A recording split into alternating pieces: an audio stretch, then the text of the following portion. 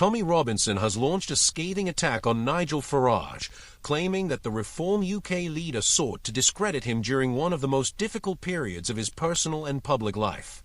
Robinson, known for his anti-Islam activism and as the founder of the English Defence League, maintains that while he was serving a prison sentence, Farage did more than anyone else to undermine his reputation and hinder any attempt to gain public sympathy or support. His remarks have resurfaced following the circulation of a past interview Farage gave to British radio station LBC, in which the former UKIP leader explicitly distanced himself from Robinson, criticising his methods and calling his record into question. In that interview, Farage stated that Robinson did not align with the values of a serious political party aiming to govern, and he was unequivocal in rejecting any formal association with him. This prompted an immediate response from Robinson, who now accuses Farage of hypocrisy. According to Robinson, these statements are far from accidental and form part of a calculated political strategy aimed at avoiding association with figures seen as controversial or extreme, even if it means turning on someone who once shared similar views on immigration and national sovereignty.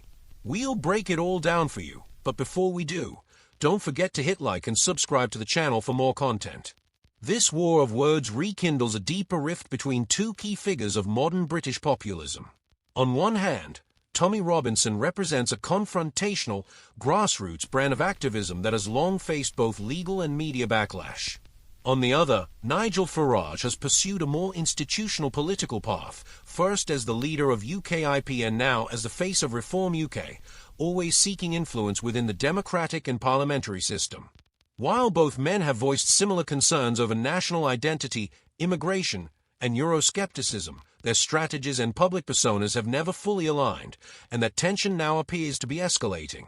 In a recent interview, Robinson expressed confusion at Farage's persistent behavior, noting that rather than ignore him, Farage goes out of his way to bring him up, typically to criticize him publicly.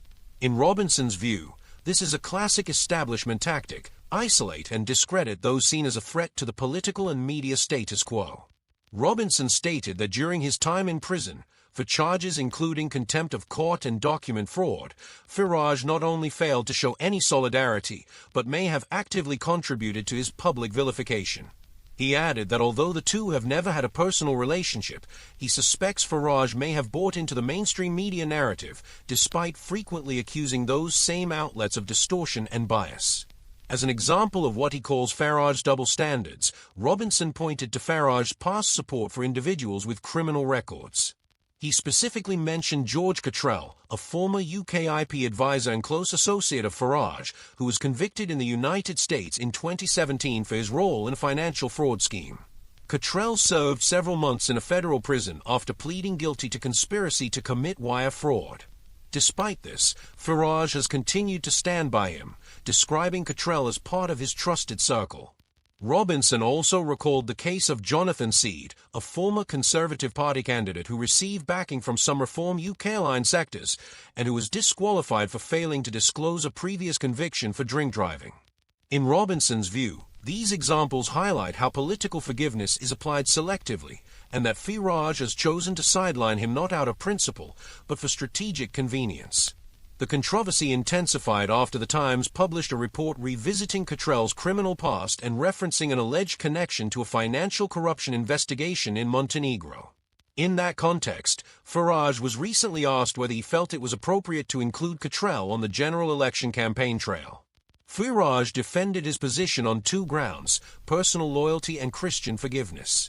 He explained that he always stands by his friends, even if they've made serious mistakes in the past, and stressed his belief in redemption, that anyone who has served their sentence deserves a second chance to rebuild their life. However, when asked whether the same principle should apply to Tommy Robinson, either allowing him to join Reform UK or publicly recognizing any merit in his work, Farage shifted his tone. He responded that Robinson, whose record includes convictions for mortgage fraud, false documentation, and public disorder, does not fit the image his party seeks to project as a serious electoral contender. The contradiction didn't go unnoticed. In the same conversation, Farage had defended Cottrell and other associates with criminal records, insisting they all deserve a second chance. Yet when it came to Robinson, he drew a clear line, refusing any form of association. This inconsistency has been flagged by numerous commentators and activists who question whether the notion of forgiveness is genuinely applied or merely a tool of political expediency. In his defense, Robinson reiterated that his criminal record largely consists of minor offenses, many of which, he argues, were the result of politically motivated decisions or selective law enforcement. He acknowledges his past mistakes but insists he has been subjected to disproportionate persecution by the legal system and the media. The debate over who deserves a second chance and who doesn't remains open. And you, what do you think about this clash? Let us know in the comments below. In other news, Prime Minister Keir Starmer is set to face renewed pressure to launch a nationwide inquiry into grooming gangs following the imminent release of a hard-hitting report linking these crimes to men of Pakistani heritage. According to The Times, the report, authored by Baroness Casey, is due to be published next week. Leaked details suggest that one of its key recommendations will be the establishment of a new national investigation. Starmer is expected to be warned that for years, a large number of victims, predominantly white British girls, were deliberately overlooked by authorities out of fear of being labelled racist. It's worth noting that earlier this year, the Labour leader stated that a fresh inquiry could delay justice for survivors by holding back the implementation of recommendations from previous reports. Nonetheless, in response to the leaked findings of the Casey report, the Labour Party has already begun introducing a series of legislative changes. The first official announcement is scheduled for Wednesday, although government sources suggest it may be brought forward due to the early release of parts of the document. Meanwhile, the Conservative Party has proposed an amendment to the Crime and Policing Bill that would legally compel the government to initiate a formal statutory inquiry into grooming gangs across the country.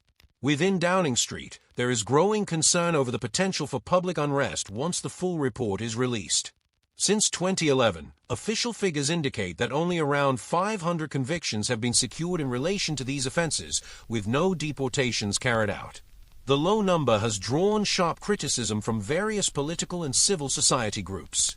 Jonathan Hinder, Labour MP for Pendle and Clitheroe, has argued that the country must confront this issue head-on.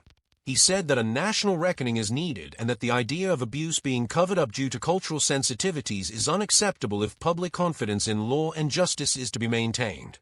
In a recent case, 7 men of Asian descent were convicted of sexually abusing 2 white teenage girls in Rochdale over a 5-year period.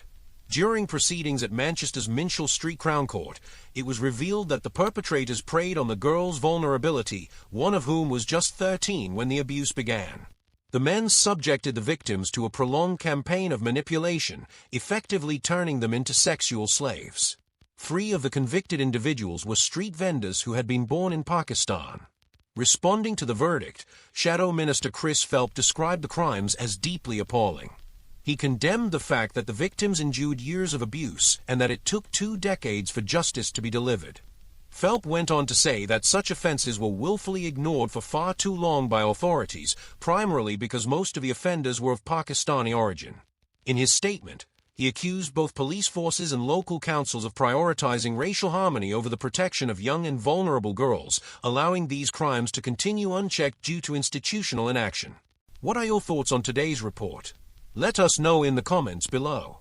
If you haven't already, make sure to like this video and subscribe to the channel for more updates on what's happening across the UK. Thanks for watching, and we'll see you in the next video.